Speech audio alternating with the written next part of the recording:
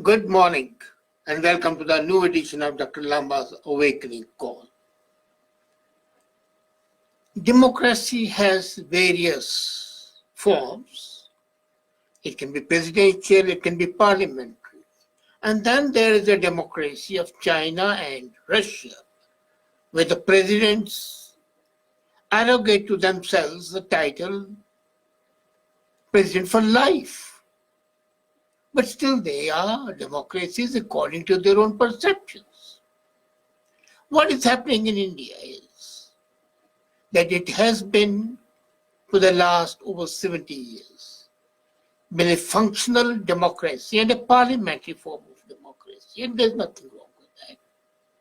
USA is functioning as a democracy and a presidential form of democracy, and both are very robust democracies.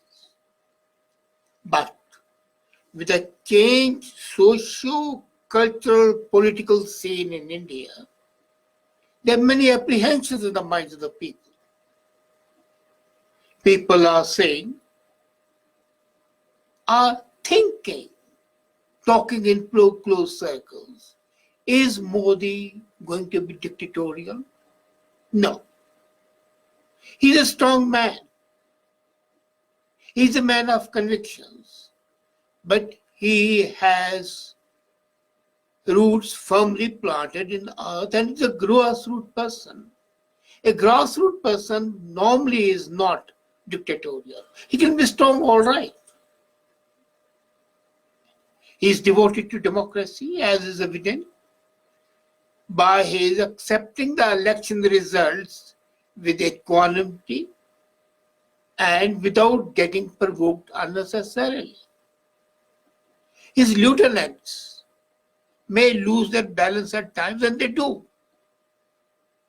He has his own constraints because of his background, because of hegemony of RSS, but his commitment to democracy was clear when in 2014, on entering the Parliament Hall, he bowed down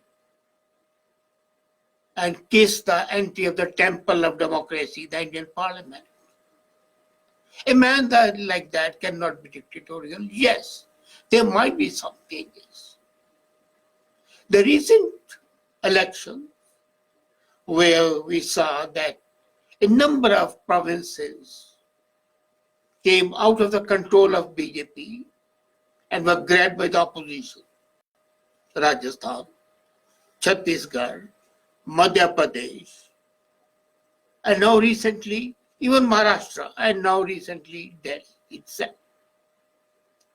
And people have been thinking that is it possible that with the changing times he might change the constitution? Yes, he might. Indian constitution can be changed by 2/3 majority of the members present and voting in Lok Sabha and Rajya Sabha, and then similar number of states agreeing to it, the 2/3 states. In some cases, the agreement of states is not required. But considering the fact that in Rajya Sabha he doesn't have a majority, the apprehension till now that he would change constitution was since he didn't have majority. Now, in the 3 months of June, September, and November, many members of Rajya Sabha, the upper house in India, would be losing their membership. They would have completed their term, and the new elections are to take place. 10 MPs, members of the Rajya Sabha, are to be elected by UP, who are from Congress. And naturally, they'll be replaced by BJP. Similarly, at other places. So out of the 25 outgoing members of Rajya Sabha, it's expected that 20 may come back as nominees of Bharatiya Janata Party, BJP. That would give BJP a majority in Rajya Sabha as well. But still it doesn't give it two-third majority. It's a simple majority.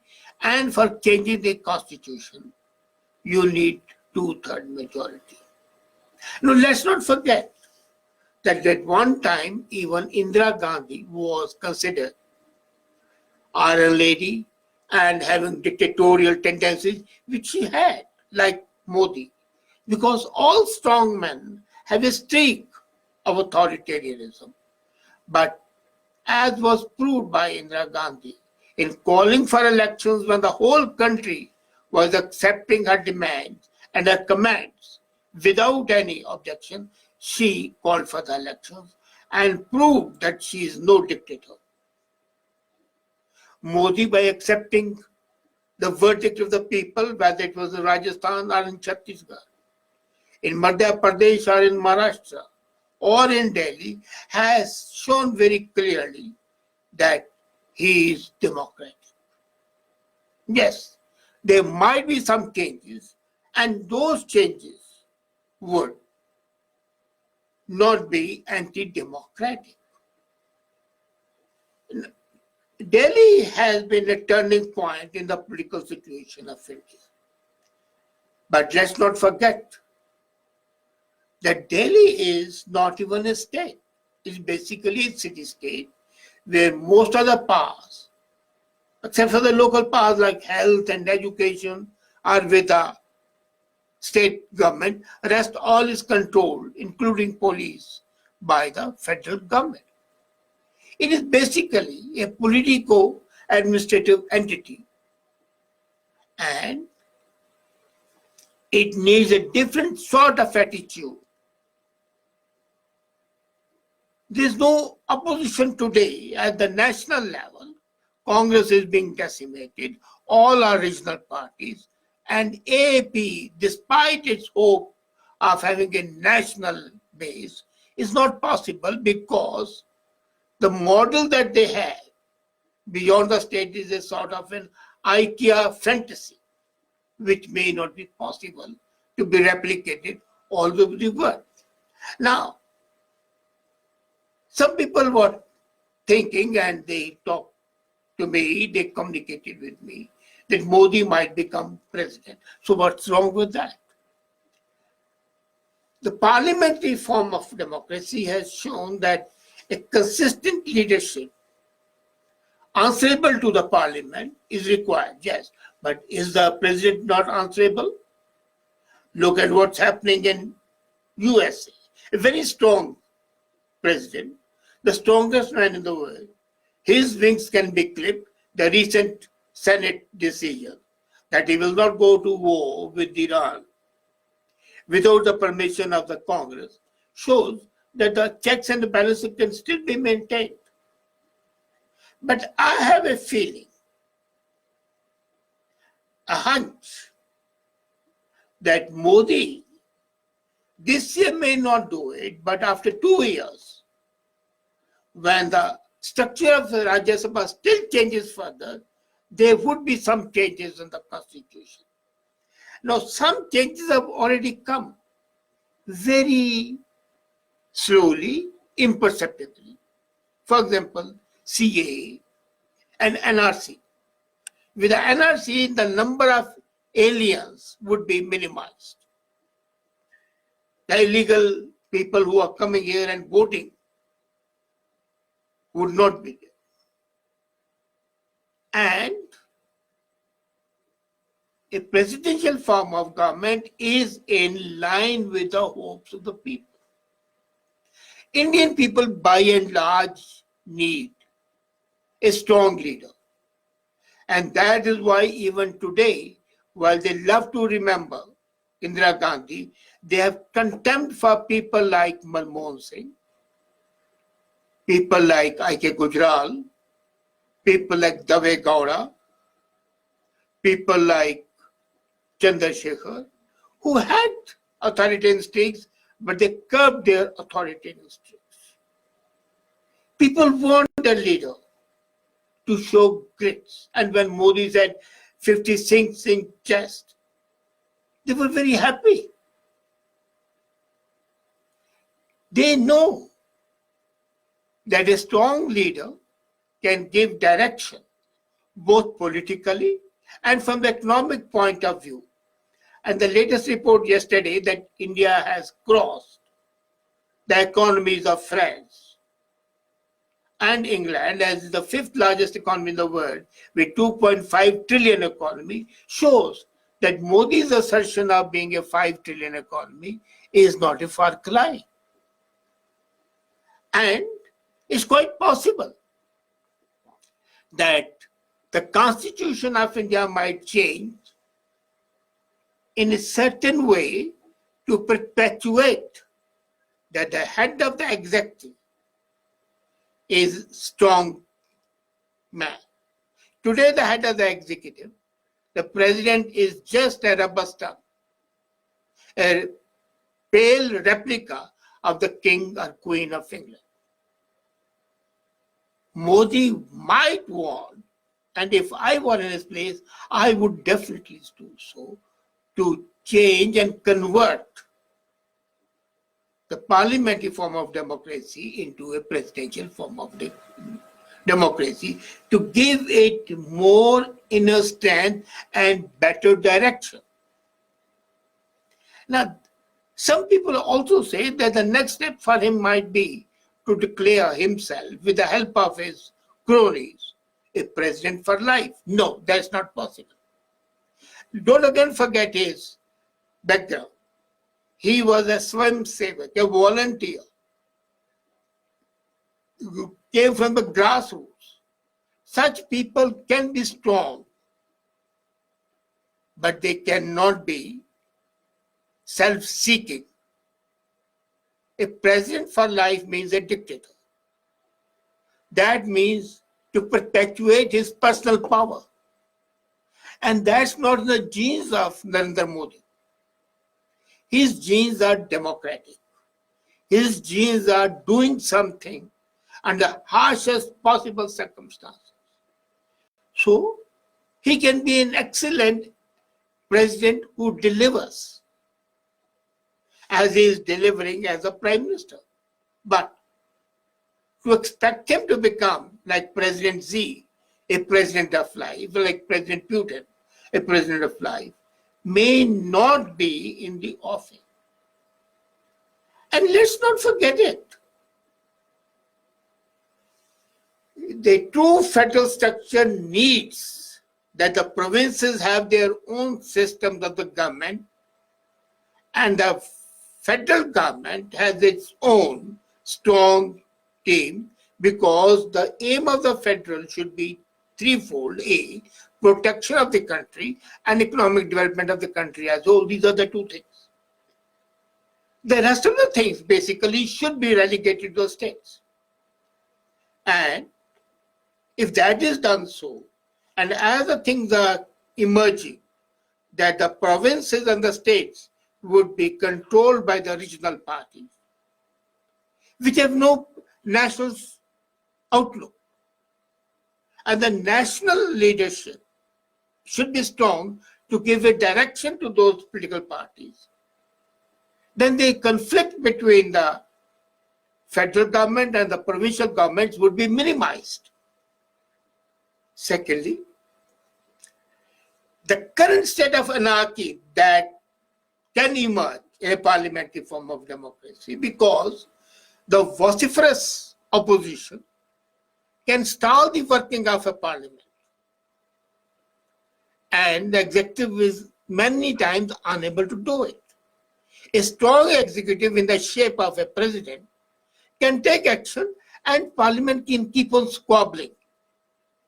But the work is done, and that's what's happening in USA, and that should be a model for India as well.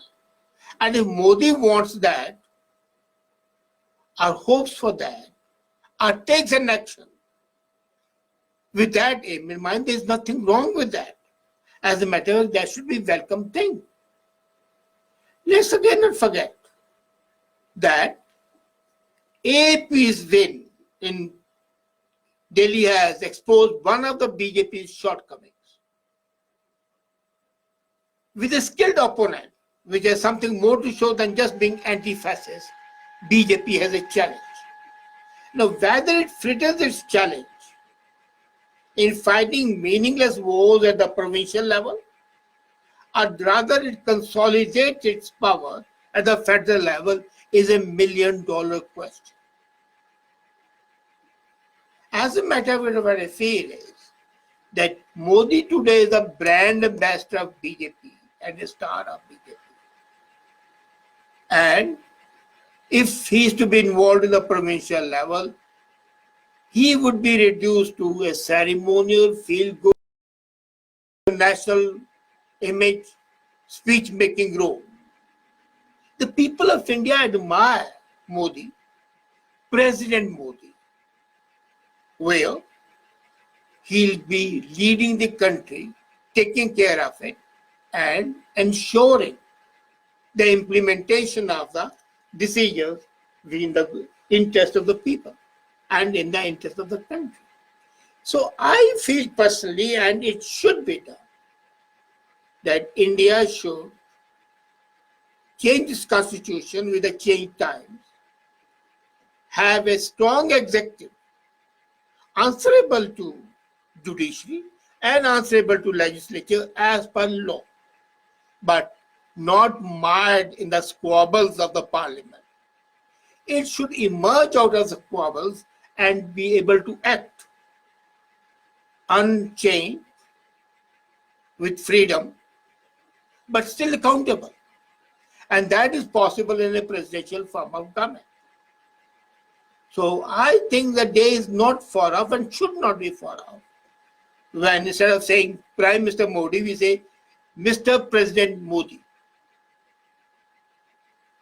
That would be, I think, the dream of most of the Indians, and Modi himself as a strongman would be able to do much more as a president, where he will not be constrained by the meaningless squabbles. Yes, he'll be part of it, but still away from it. He will not be involved in day-to-day squabble when the decision by the Lok Sabha and Rajya Sabha is taken to be conveyed to him. And he can ask his people to handle that mob, which it is a mob. And as a president, he'll be able to give a new direction to the country and make it emerge as a leader of the world. Is it that hoping not in the interest of the country? And when Modi does it, I know there'll be a lot of noise by the opposition the moment the question is mooted.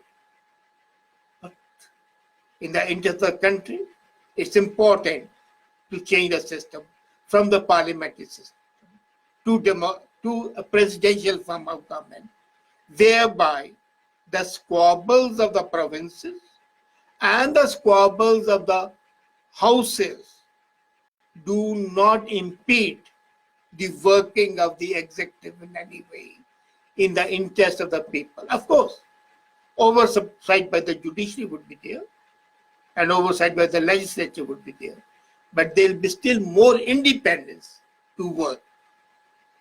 Is that hoping too much?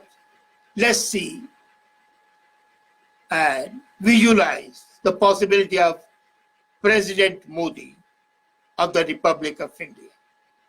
Think about it. Thank you.